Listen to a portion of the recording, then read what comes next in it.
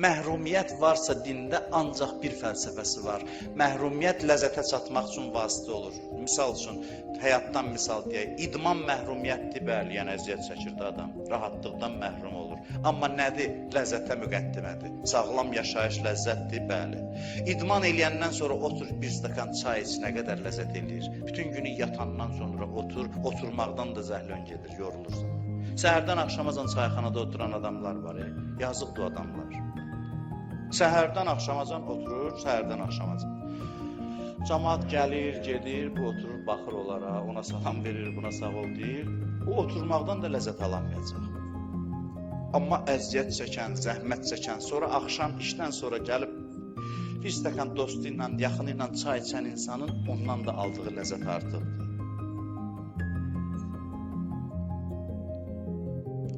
Dünya belə dünyadır, əziyyəti var, amma əziyyətini Allah ləzzət müqəddiməsi eləyib. İnsandan bir şey istənilir ki, gərək ləzzəti idarə eləsin, ləzzətləri idarə eləsin.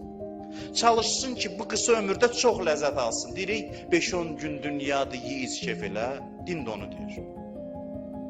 Düz demir, 5-10 gündə, amma dalıca əbədiyyət də var. Amma əbədiyyəti hələ bir dəqiqə qoyaq, din deyir, 5-10 gün dünyadır, yiyiz, kef elə. Amma kef elə də, kef deyirəm sənə.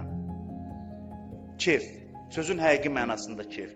Ləzzəti idarə elə ki, daha artıq ləzzət ala biləsən bu ömür müddətində.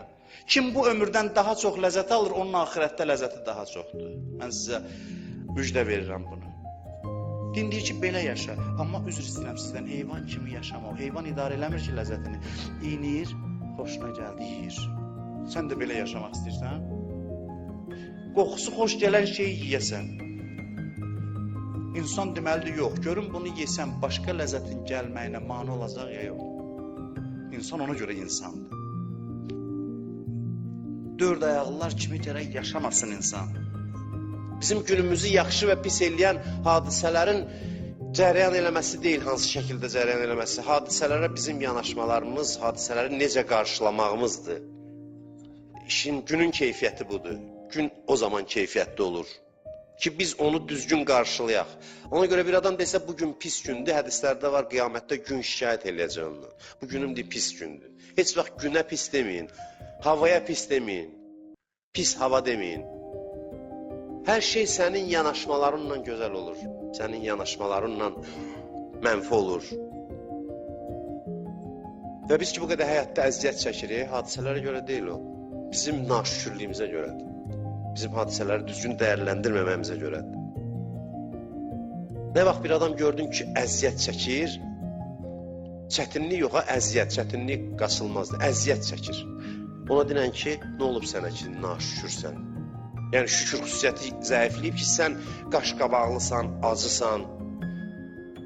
Ged yoxla özü, qanını yoxla da, ruhun da belə deyək, məcazi mənada qanı varsa, qanda şükrün miqdarı azalıb. Şükrün miqdarı azalanda insanın həyatı acı keçir.